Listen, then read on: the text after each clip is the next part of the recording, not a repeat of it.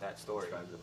Yeah, it's really good. If we're gonna set up, why don't I sit there? Yeah. Why don't you sit here? Sure. I'm You gonna. should stick around. Loud. That's the crashing sound. You That's want why I to take this said chair?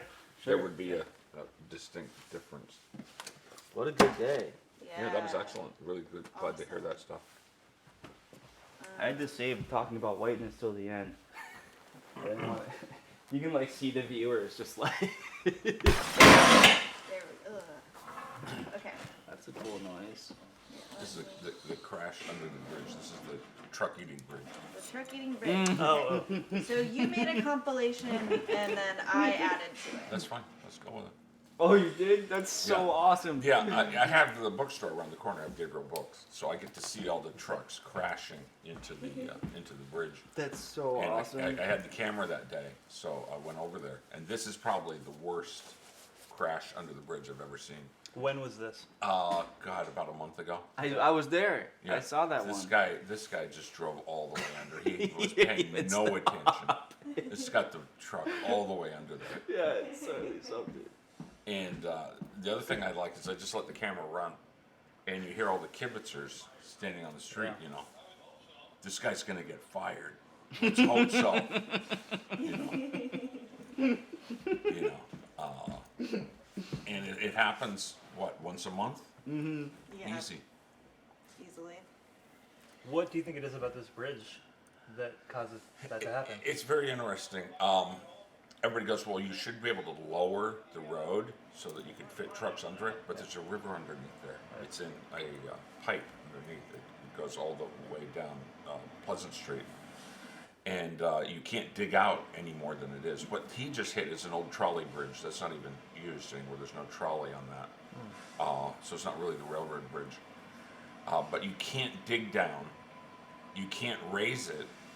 The real problem with that is that these truck drivers are just watching their GPS. Yeah. They're not looking at all the signs. See the sign that says 11 feet Yeah. and all that? They don't look at that. They're following their GPS. Like 100 of them. They could make a jump for the train, you know, so it.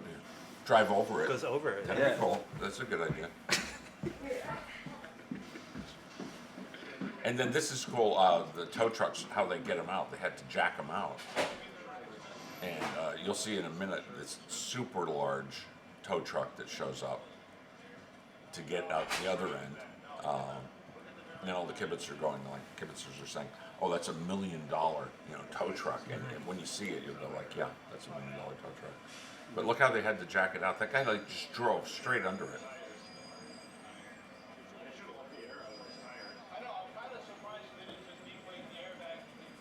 Yeah, that's a good idea. One of the worst I saw was a truck, an 18-wheeler that had ski mobiles all on it, and he didn't even notice either. And since he could keep going, because it just pushed, smashed all they the ski pushed a mobiles. whole top layer of brand new ski mobiles in boxes off the top. So there was like all these ski mobiles just smashed in the road. That you can take for free. Yeah. Minor cosmetic. Well, what everybody has said, though, is that you could stop this from happening if you had something before you got to the bridge, some sort of like a gate Yeah. that hung down. Like they And- have at McDonald's. Yeah. something that, yeah, if you hit it, it tells you, here comes the $1 million tow truck. Holy crap. Yeah. You look at the 3 wheels in the back. Yeah, that's heavy duty. But there should be some sort of a gate, maybe with chains hanging down or something, that if you hit that, it's an alarm is going to go off and say, look, you can't go under this bridge that's coming on. Otherwise, this is just going to keep happening forever. I mean, it's never going to change. I mean, it's kind of exciting. It's the How do big, we it's- how it's do you- the big event in Northampton. How do we make it happen more? Yes. Is the question. Well, follow the money. Who's making money off of this? That's a good point.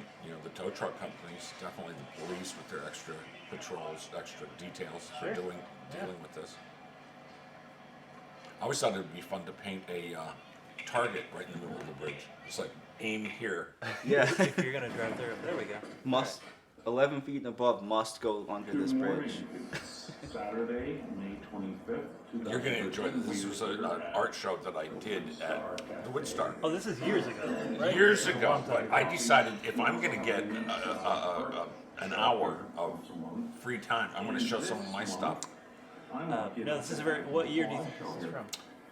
This is at least 3 years ago, 4 years ago. So essentially what I did is I found all these old paintings, like in Goodwill stores, Salvation Armies, and then I would change it. So this was, the creation. I turned it upside down. This is a collage I put together with a Hubble photograph of the Eye Nebula, put it where the Earth would be. So I call it the third eye from the sun.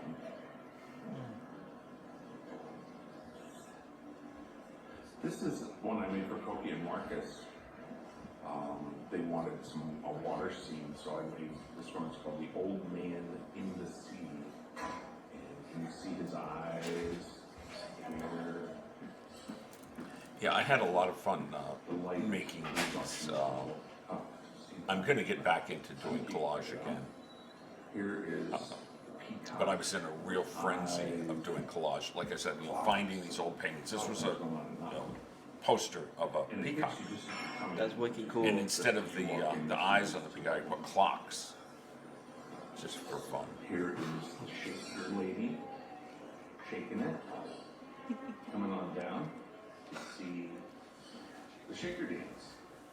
Yeah, I always thought that the shaker dances were like, repressed sexual dances because they didn't have sex. Remember the Yeah, the shakers? shakers. That was forbidden. That's why there's no shakers anymore. Can we turn on the audio on that, and John can comment on it, so it's not two of his voices? So The audio on. on the video that we're watching. That is the. Can we turn it down? Oh yeah. Sorry. I'm sorry. Came to appreciate. There you go. And then maybe John, you can tell us what we're watching here. Yeah. This is at the Woodstar Cafe. They have rotating artists Right. having shows. This I had the imagination of a old sailing ship that they put ads on the sails. Like you put ads on anything. Why not? Why not have? There's Bovril and all these different ads. So that was a That was painting a of a painting sailboat that of a you- sailboat, and then okay. I pasted all these old ads right onto the sails.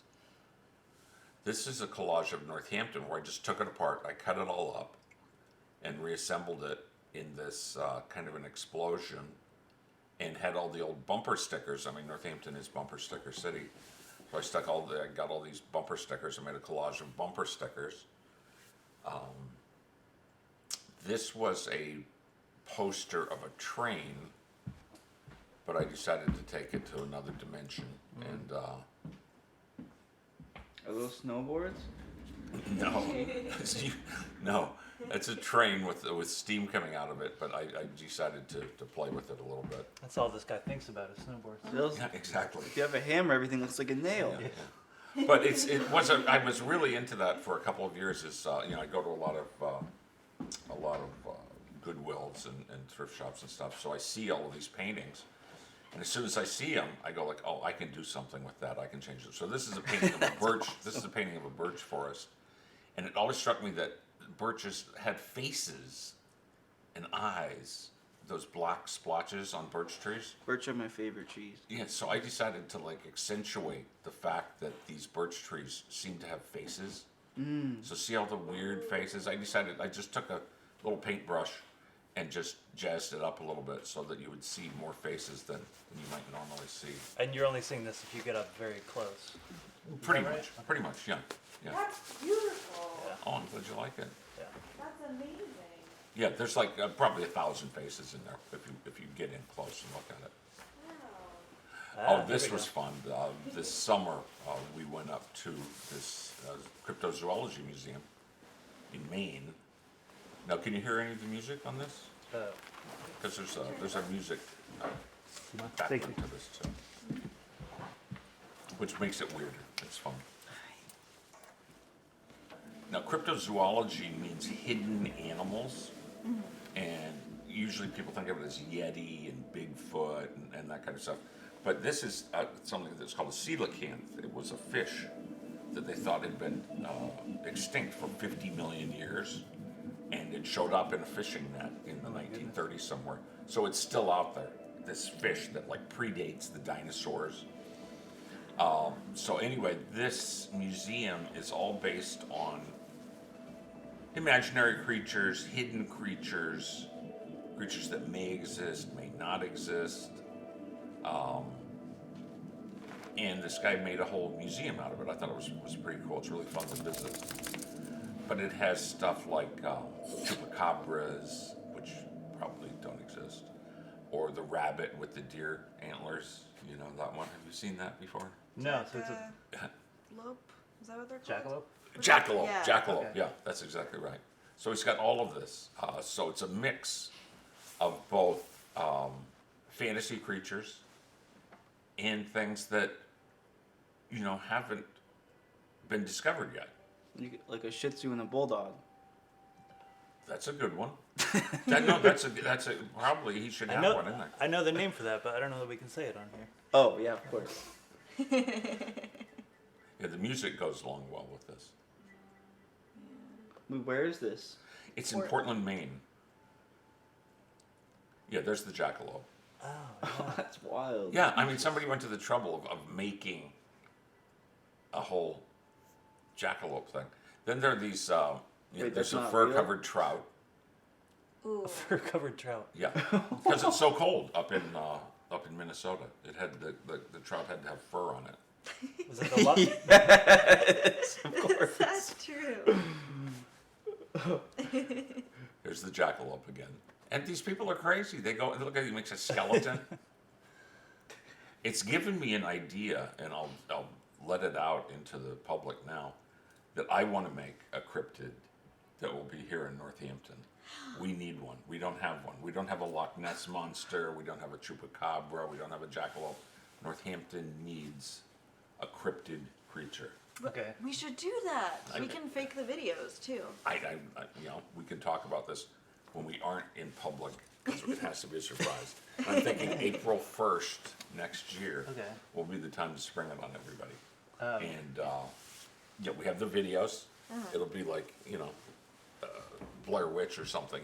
Up in the woods, we've discovered this creature that only it's lived up in the hills of Northampton for years and years. And State so hospital. It's State Hospital. It was an experiment gone wrong. In the state Experiment hospital. gone wrong. I like it. Yeah. That might be, everything's so PC and everything nowadays. You might get into trouble with that, So Perfect. we might have to do something a little wilder than that, a little weirder. My favorite is this guy, Edward Hitchcock, who was the guy who discovered dinosaurs, the dinosaur prints and everything over there in Belchertown, and the Natural History Museum over At at Amherst. Amherst is Yeah. named after him. That's right. He was convinced that dinosaurs were actually giant chickens. Until he died, he thought that they were birds. The footprints look like bird footprints. And people were going, oh, no, that's a different creature that nobody knew about. And he goes, no, they're just giant birds. And he's actually kind of right. Yeah. Because dinosaurs morphed into birds, right? Well, they had hollow bones. Yeah. Too. Birds are descendants of dinosaurs. Yeah. So we could create some weird creature that proves him right. That dinosaurs were actually giant chickens. And the one thing that was really funny is that they said, look, these creatures are four-footed. They're four-legged. He still said no. So we create a four-legged chicken. Like they serve at Kentucky Fried Chicken. Yeah. Four-legged chicken. And we can start a rumor that You might get. if you buy chicken in Northampton, it's a four-legged chicken. Yeah. We can get some local that, restaurants. that Kentucky Fried Chicken breeds four-legged chickens. Yeah. I like it. Let's get a restaurant to serve a roasted four chicken as a promotion for this. But no, Northampton needs a creature that, every region in America has like some weird creature that, the New Jersey Devil, the Blair Witch. We'd have the The Northampton. Mothman, yeah. The Mothman. So this guy he's kind of included everything in this museum. Creature from the Black Lagoon. Not really a cryptid, but it's really captured people's imagination. I really want to make a creature feature set in Northampton. So maybe we combine those ideas. And we create the that's neat. cryptid, and we create the cryptid footage, and we create the cryptid images and the cryptid stories, and then a year later we put out the four-legged chicken film. Where we have someone create an elaborate Well, costume.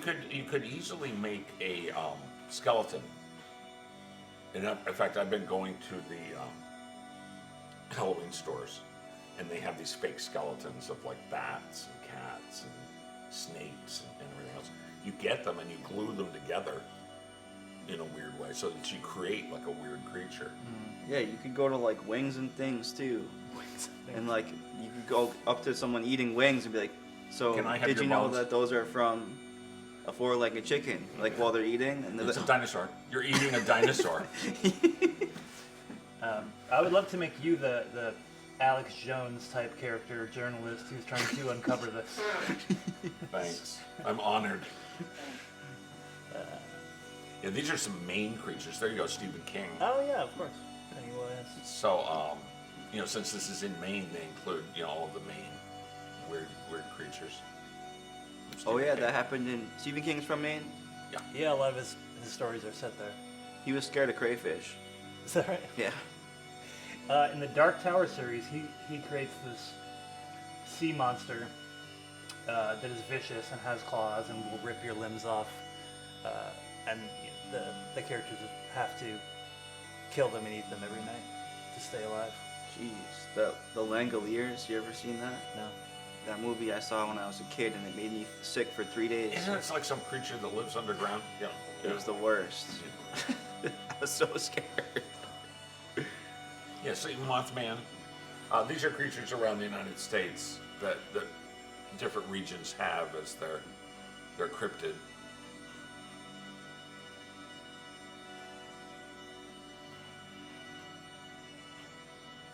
Yeah, there's supposedly one in Lake Champlain. They call it Champy. Oh, I've heard of that one.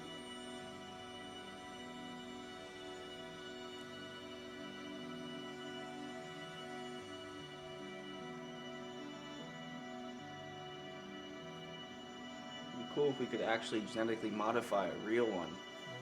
You'd be like, "Oops, it's gone out of our control. Now it's breeding. What have we done?" That must be. Bigfoot has been a creature that people have believed in for a long time, not just in the United States. Yeti, supposedly this Bigfoot of of Mount Everest. People have been searching for that for years. The guy who climbed Mount Everest he spent a long time looking for the Yeti. That's supposedly the camera that filmed Bigfoot, the famous scene where Bigfoot is like walking across the creek. Yeah. That's the camera. The shaky footage in There's- Washington State, I believe. There he is walking across the creek. They've recreated it. Yeah. That's the picture, yeah. I mean, it makes sense. Why wouldn't they?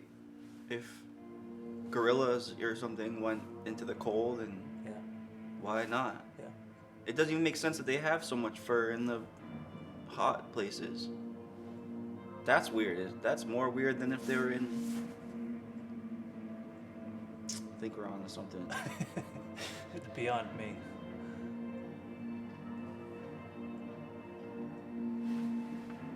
Do you remember Words and Pictures? Yeah, sure. That was awesome. That kind of reminds me of that. Yeah, you walked in. It was interesting that the first thing you walked through was ancient Egypt. And it was Oh. like hieroglyphs. And then the Predator. Because it was moving images or The Cuneiform. dart gun used to hunt yeah, Bigfoot. well, the hieroglyphs were like the first cartoons, I guess, was Oh, what they were right, trying to say. 'cause you're- Yeah, Yeah. Oh, pictures so and cool. images, telling stories with pictures. Well, cuneiform was on circular tablets, and they would put it on something in the middle, and then they'd spin it. So you could keep you could look in one place, and then instead of having to move your eyes across. Wow.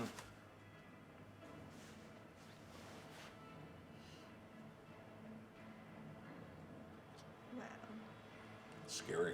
A white Bigfoot. Yeah. An old one. He's got gray hair. What a cool place. Yeah. And they don't mind you going and filming everything. You had to bring that up. You just see him like, hey, hey. Oh, I'm doing them a favor. It's I'm running. this is a promotional video Yeah, to make people want to go there more often. Yeah. I definitely want to go there now. Do you have a lot of books? Do I have a lot of books? Yeah. I have a bookstore. Where is it again? Gabriel Books. Down, Right oh, over next there, to Woodstar. yeah. No, No, no, that's the old bookstore. Near By the the roosts. Up Market Street. What? On Market Street, near Joe's. You just like Oh, I didn't even. take a left out of here. And I goes- know. It's on the wrong side of the tracks. Here's the coelacanth again. And these are, as I was saying, there were animals that have been discovered recently that nobody knew about. The mountain gorilla in 1902. The tapir in whatever that was, 1819. Oh, yeah, yeah. So these are animals that, were discovered. They were cryptids in their own time. The ivory-billed woodpecker was discovered in 2002 Wow. in a swamp in Georgia. They thought it was extinct. So it really makes you think that, like, wow, there could be other weird animals out there that we don't know about. Yeah. And especially in the ocean. Or how about underground? They've been drilling down or going into caves. There was a guy in 60 Minutes, he went in this mine that was 2 miles deep, and there was life down there. There were like weird little creatures living down there. So Yeah, the whole like- Earth is alive, Yeah. Yeah. essentially. All the cave Well, it's also creatures hollow. that like don't have eyes and have a whole other different ways of perceiving and navigating their world. Yeah. Absolutely. Or when they discovered that there are life forms on the sulfur vents in the ocean that don't need oxygen, they live off of sulfur. Mm-hmm. I mean, there's a life form that doesn't need oxygen. We believed that up until we discovered those creatures. Mm-hmm. So it does prove that things could live on other planets. They don't need oxygen. Mm-hmm. So now this is grave concerns, Yes. which I pulled. My wife and I filmed this, I think it was last year, it might have been the year before. We went to all the old graveyards around this area, and they are old. This one in Deerfield is really ancient. It's probably the best of all the graveyards around if you want to go visit graveyards. Where in Deerfield? Deerfield. Across the street from the Deerfield Academy. It's got its own little, its own little world. And all of this stuff is perfectly intact. But we went to some other graveyards too. There was another good one in Conway. Oh, yeah. Um, Graves Road? Or. Wait, that's what. could be. Should be. Yeah. But it was really fun going around and reading, the inscriptions. Some people lived really long, some lived very short lives. But the artwork on them is amazing. Some have skeletons.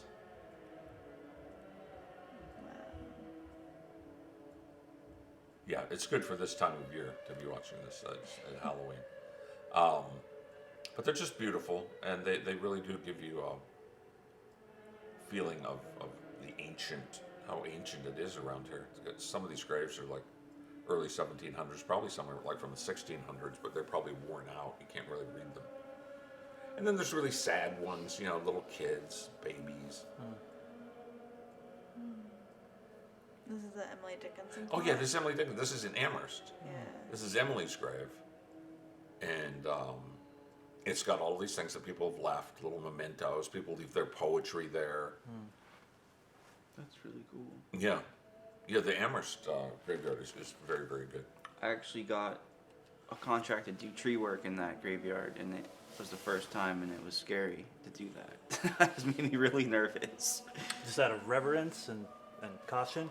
Yeah, I was just like, yeah, I just didn't want any trees to, it's scary. It's even worse than even like fell on a house, Yeah. Yeah, look at that face. Wow. Really, ancient looking. Does your wife enjoy this as much as you do? She does. She's really gotten into it. She likes filming. Yeah. I like editing. I've always thought that editing was the most fun part of making a movie. That's when you really Yeah. like put everything together and you add the sound and Well, and you can see that through all of your art because it's very much remix art in your collages, in your video work. that's a good point. Yeah. But yeah, you and I have talked about this, Ian. If you have your camera with you all the time, you're ready to make a video. Yeah. And that's the way that we are, Patty and I, when we're driving around and doing stuff. We've always got a camera in the back seat. Yeah. So if something comes, we did one last year of a scarecrow festival, and it just happened that we were driving by, and it looked really cool. So we jumped out, turned on the camera, and just filmed it. Yeah. And I think a third of the videos that I've ever made are just because I was there, I had the camera, and do it. They weren't planned out. It's just the opportunity comes up. Yeah. So yeah, you've got to have your camera ready to go. I know you walk around with a camera all the time. I do, and that's video and photography. Is you're capturing a moment that will never happen again in the history of mankind, and you're the only person there to do it. Well, what really inspired me when I started making videos is this area has so much going on, is so rich and is so beautiful. And I didn't see a lot of videos about things that were going on around here. So Yeah. I was really just like, I'm just going to film everything that I see. Yeah. And I've ended up with, I have about 300 videos. I think I have about 300 videos on NOM around there. 300. Wow. It's around 300. Wow. Yeah, and it's mainly because I wanted to film what was here. So I filmed the libraries. And who would think about filming a library? You know, you go in and you see what's in the library, what's in their special collections. And you film that. We filmed those. Patty and I both did that. We went to libraries and we filmed their special collections. And we had the librarians talking about it. And like, who would ever think about filming books? But with somebody talking about it, it became really interesting. Look at that skeleton head. That skull. Isn't that crazy? Yeah. I think you're doing a service in this video because there's no truly No pun intended. because there's no commentary on it. This can air on TV and someone can watch it for I don't know how long this video is, but it's very peaceful to watch. It's something people might otherwise not see, and they can see it unfiltered with some nice music in the background. Yeah, I like the shadows. I like how the shadows are playing on the gravestones.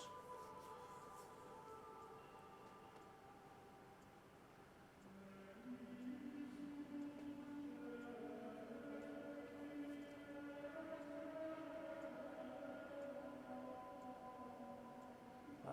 Yeah, look at the shadows. It's just really eerie.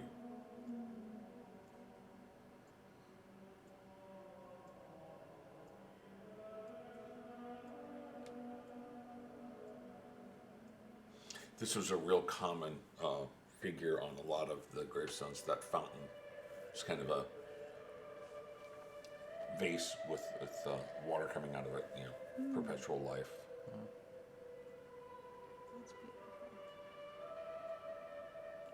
Some of these are. I don't want to call them primitive. I mean, they're absolutely beautiful. But you can see how homemade they are. A lot of them were made with slate, which is very fragile. It doesn't last that long. And they do need to be tended to. See the fountain with the water coming out? It's like, you know, life goes on forever, just like a fountain. Yeah, I'm glad you chose this one, Liz, because I love this one. it's really cool. I like how they just leave some of them, you know, falling down. It's like, it's not kept really pristine. Northampton has gone around and touched up all of its graveyards. A lot of them were falling apart. They fixed them up. In fact, some of this footage, I think, is in the Bridge Street cemetery, which is fabulous. It's one of the best. It was the original graveyard for Northampton. I like the Bridge Street. Yeah, it's really old. Oh yeah. Yeah. But there's some other great old graveyards around Northampton. Out in Mountain Farms, there's a little old graveyard from when that was a separate town. This is now. What are we going into? Oh, is this the space one? Mm-hmm. Oh, This cool. is, let me find the name. Doo-doo-doo. This is Phantom Saucers. Oh, cool. Oh, yeah, I went on a jag for a couple months with these. The like archival footage stuff, right? Yeah. We gotta have the sound.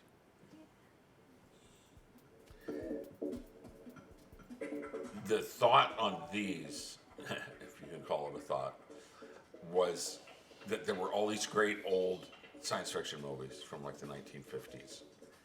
And rather than sit there and watch the whole thing, you could watch it in 10 minutes. You know, why sit there? You can just speed it up, see the whole thing. And the other thing is, I did 13 of these, is if you watch them all, you really see the similarities in all of them. They are all so similar. You got the good-looking spaceman. You got the kind of doofy guy that's his partner. There's always some really cute chicks on another planet, you know, that they find, that try to seduce them and keep them on the planet. That's like so frequent in all of these movies. And what I was thinking is that, you know, if you went to the movies, you went with your girlfriend. So you couldn't just have guys killing guys. That would be like a really boring sci-fi movie. You'd have guys trying to get it on with chicks, you know, seducing guys, so that, you know, your girlfriend would find the movie interesting too. Wasn't Hey. just Come grab the seat.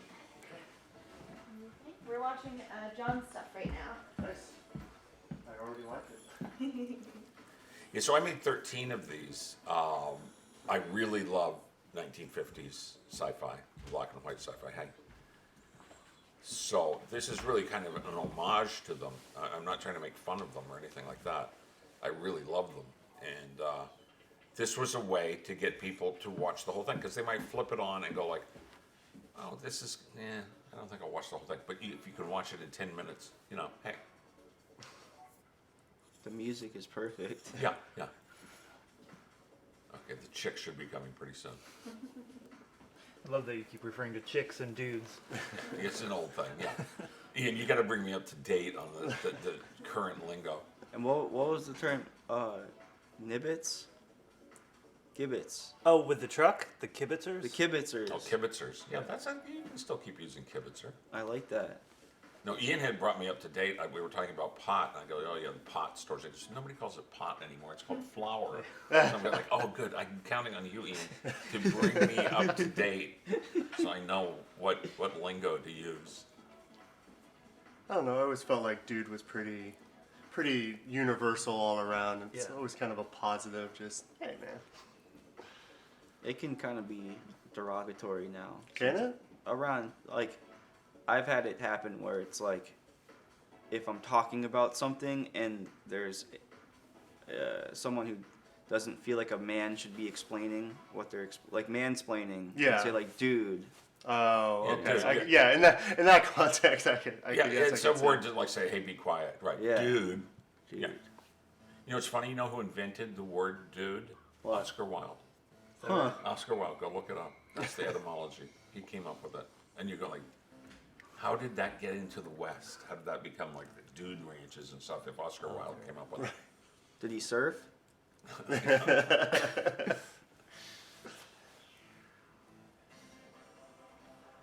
So anyway, who would want to sit through this whole movie? You know? So this is a way to get it all happening and see the bones of the movie, you know, what's holding it all together. And you do have to appreciate the sets on these movies and the lack of special effects, of course, and the way they made their own visual effects. They didn't need much. What's the original movie for this? Phantom, like I said, I made 13 of these. Phantom Saucers, I think it is. That's the title of the video. Yeah. You ever see THX 1138? Yeah. Is that Lucas? Yeah. Yeah. That's one This of is my like his favorites. It's first one of movie. his first ones. Yeah. Incredible movie. Did Have you Mystery ever Science seen- Theater do this one? There's parts Yeah, of this it look looks like- familiar. that's- yeah. Have you ever seen Zardoz? Yeah. No. You ever heard of Zardoz? I've seen parts of it. That's a bizarre movie. That's like you're tripping when you're watching that one. But these movies, like I say, they're all very formulaic. They all have like a militaristic, feel to them. They always have some exotic chicks on another planet. No matter what movie, like Forbidden Planet, which is like everybody goes is the classic sci-fi movie from the 50s. It's all about like cute chicks on another planet,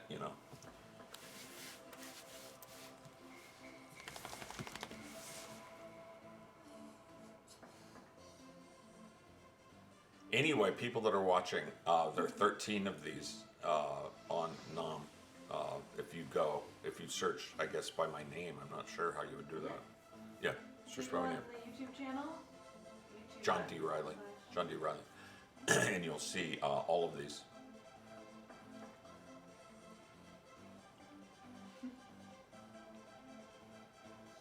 Yeah, the guy's getting down without the shirt on and stuff. Now we're getting. Didn't take long We're back getting then busy. for a man to lose his shirt. Immediately oily too. Yeah.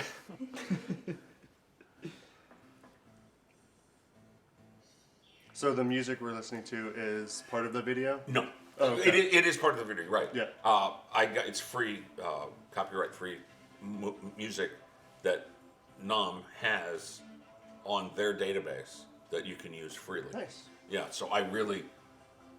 I love copyright free stuff. Oh, yeah, if it's this copyright free, What happens if you do use something that's copywritten? Usually gets taken down off the internet. That's it though? Depends on if someone makes a complaint or not. Most of the time, I've got a couple of videos that use someone else's music and I attribute it, and it just gets demonetized. Not that any of my stuff is monetized; it just means I can't make money off of it. I see. But if someone who sees it and claims that that's theirs, then it can get taken down. No, that's a really key point, and I've made a lot of videos where I've used music or images that are not copyright free, and since I've monetized all of my videos, what they'll do is they'll just stick an ad on it, Yeah. and Yeah. you can get away with, I don't want to say get away with, you can use copyright stuff if you let it, and they'll just put an ad on your video. And it's no big deal. I don't really care. They put an ad at the beginning for a car or a soap or some other such thing, and then they play your video. I don't really care. How I can you just wanna be able to monetize make your the video. videos? What? So how can people, if your stuff's on YouTube, how can people pay? Because it's an ad. advertisers pay. They're watching an ad. No, I mean, but you said your stuff is monetized, like, so people can From pay. the ads. From the ads. So Oh, can companies- you make money? I have yet to Buick. figure it out. Buick, Ford, Chevrolet, Coke, whatever, pay to put their ads on YouTube. Can you make And money if you, from if you like have thousands of views, then you get a little bit of money from those guys, from those Interesting. people that are advertising.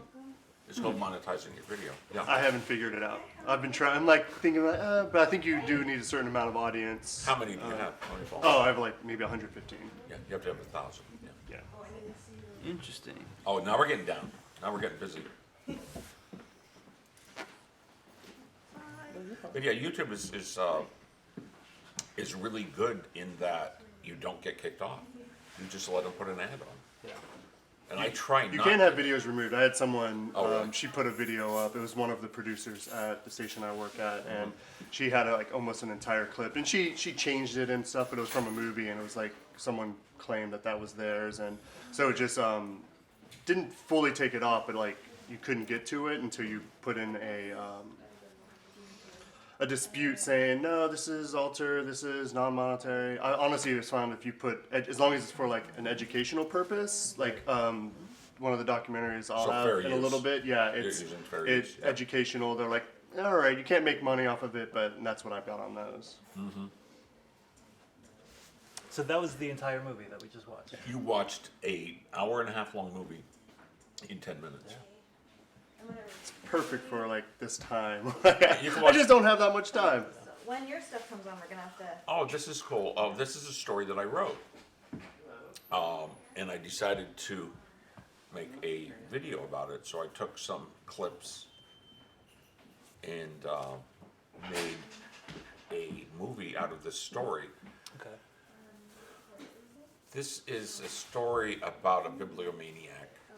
That's the paper from New Orleans. Yeah, it takes place in New Orleans. The premise of this is that there's this bibliomaniac who's collected 400,000 books, and he's suffering from dementia or something. There's something wrong. He's lost it, and his sons want to get rid of the books. They hate the books. They don't really want them, so they want to sell the books. And what's happening right now is I'm reading the story, so this isn't just sitting here, with nothing going on. There's actually, my voice should be in the background reading the story, but we're getting sound. These are shots of New Orleans, and if we had sound, Liz, Here, Ian, you and I can you would switch hear spots. me. You would hear me reading this story. I will say New Orleans is one of my favorite cities. Oh, yeah.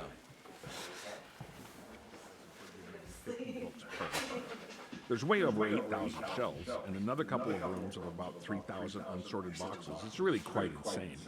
Are you interested? Well, it does sound a little crazy. Is this a library shutting down? No, they're all from my dad's collection. He's been collecting for over 50 years. Anatole Prunier. You must have heard of him if you're in the used book business here in New Orleans. Sure, I've seen him at some book sales. Can I come over now and take a look around? Absolutely. I'll meet you in an hour at the door to the warehouse. 15 Chupatulas. Yeah, I knew who Anatole Prunier was. Only the biggest bibliomaniac who ever lived. The guy was first in line at every book sale, and he was the last to leave, usually buying whatever was left at the end. I'd seen him at the Salvation Army, leaving with shopping carts full of books. He came into my store nearly every day and left with at least 20 books. He nearly paid my rent for 15 years, but he was like a plague. When a tag sale was advertised in the paper, he would call the homes and beg to come early. He'd usually clean Went things into it a out little the bit. night This before I pulled up at 6 bibliomaniac a.m. has 400,000 books. His kids want to get rid of it. This guy shows up to buy them. He gets to see this incredible collection. He's really impressed. He wires back to an auction house in New York that there's this fabulous collection. Do they want to bid on it? There's a hurricane coming. They've got to bid fast before they seal everything up. They've got to close everything up. And they do have a catalog of all the books, so he sends the catalog to these guys, and they bid $2 million, and they buy the collection. And nobody's looked at it for years and years and years. It's just been sitting there in New Orleans. And when this guy who's in charge of buying it walks in and actually takes a book off the shelf, it just falls to pieces. It just crumbles into nothing. And the story is that there were these termites in New Orleans, and there are. I made up the fact that they ate all these books, but it's really voracious termites in New Orleans. And the premise of this story, which is a fantasy, is that the termites got into the book collection and ate all the white parts of the page and just left the words, because it was ink. They didn't want to eat the ink, so they just ate the paper, which is wood. So the premise of the story is that they ate everything, and when it was all said and done, the library was totally worthless. And this hurricane comes and blows everything away. And the guy that had collected the books jumps out the window screaming, they're mine, they're mine. And it's a fantasy. It's a total fantasy. But And you wrote it? I wrote the story. Awesome. I wrote the story. And this is one of, I think, 3 or 4 that I made videos to go along with. I've written 3 books. I have 43 short stories spread out over 3 books. This one was called Else Fine. You can buy all these at my bookstore at Gabriel Books on Market Street. So yeah, I made several videos. I made one with Ian, that is the best one. Me and my doppelganger. Yeah, here it is at the end. They're words. They're only What words. appeared to be Alzheimer's. And he's trying to get his books, but all they are words. Yeah, let's cut to the story. 2 sons were all who were left of the family. Neither of them gave a damn about the collection. It was all just so much pulp as far as they were concerned. They'd grown to hate everything about books, from long weekends, driving around the country, being left in the car while their dad bought more books. Felix said he was trying to get on the NASCAR circuit and he was in a hurry to get back to Daytona. He told me that his brother worked in a gambling casino in New Jersey that he got into through some family contacts. Felix said that when the cash from his dad stopped coming in, they called the family lawyer. They were horrified to hear that Anatole had sold off all of his properties in order to continue his orgy of book buying. The sons were hoping that the money from the sale would pay off some of their gambling debts and bankroll a new race car for Felix.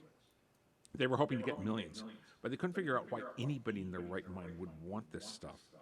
The old man's muttering in the background only proved to them that books were a waste of time. Well, so how much are they worth, was the first thing Felix asked me after I had been in the warehouse for about 5 minutes. I've only had time to scan the shelves. I would need days to get a feel for what's here. Do people really pay good money for this stuff? He asked with a slack jaw. The old man sure did.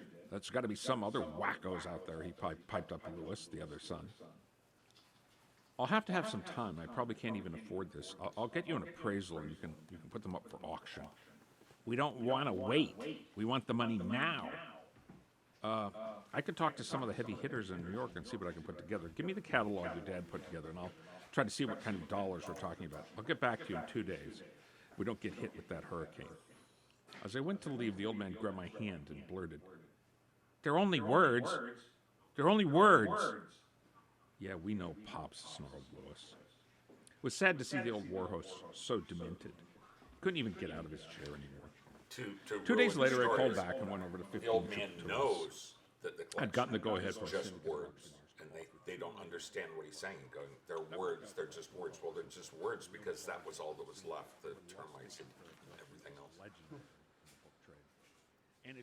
So yeah, this is a cautionary tale for book collectors. You collect all these books. Who knows what can happen to them? Water, fire, anything can happen. But it's also just kind of an homage to a world that has gone by. People don't collect books in that way anymore. No. There's no such person as a bibliomaniac anymore. You know, in my day, when I was growing up, there were bibliomaniacs, and they spent all their time just buying and collecting books. In fact, that's kind of the basis for this, is some people that I did know that were complete maniacs, that they just spent all their whole day just buying books and collecting books and piling up books. There's one anecdote in there that's actually real.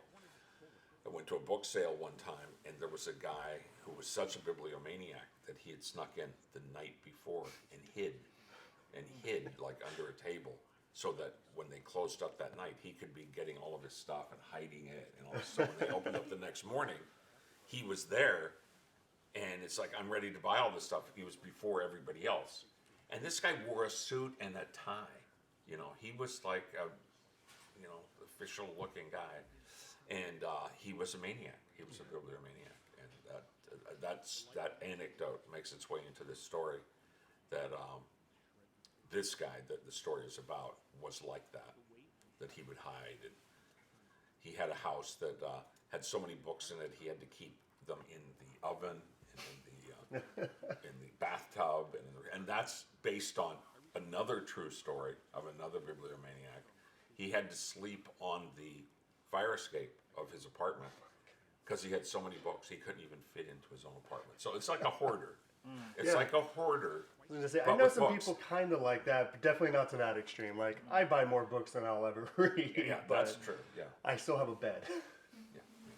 But it fits in with the hoarder mentality. Here the termites are coming to eat the books. But the saying among book fanatics like myself is that books don't count as hoarding. Books are different. You can hoard newspapers, clothes, whatever. But books are different. If you have 1 million books, that's not hoarding. That's just That's collecting. knowledge. That's just collecting. collection. Yeah. In fact, I think there are a few things like that, like records and even maybe comic books. It's Oh, like records. it's not hoarding. I'm a collector. It's fine. I think records, you're absolutely right. I know people that are just insane about collecting records, and those are worse because they're heavier. Yes. Well, they can be. I mean, you get a 500-page book and you collect 10 of them. That's Yeah. it's gonna have some weight behind it. Yeah, but if you have 100 Yes. milk cartons of books, you've got several tons of records. Yes. We've got several tons of records. So here he is ready to jump out, try to collect the words that are blowing in the hurricane's wind.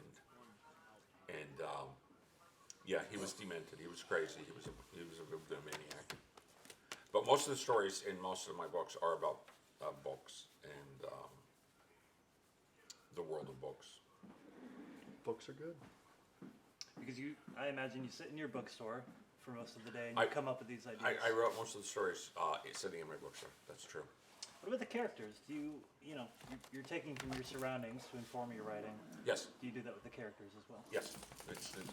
Most of the stories that I've written are based on people that I've met or situations I've been in that I just take to another fantasy level, to an extreme of some kind, to make it more interesting and more fun. Do you think it's possible to not do that when writing characters? Like, I kind of don't think you have to pull from reality, from your own personal experience to be able to write a character. I'm just curious how you feel. Well, Like, I would find it very hard to just come up with a completely original character. I think that's why it's easier to like work with real people that you know. Yeah. And the things that inspired me in a lot of my writing were things like Twilight Zone,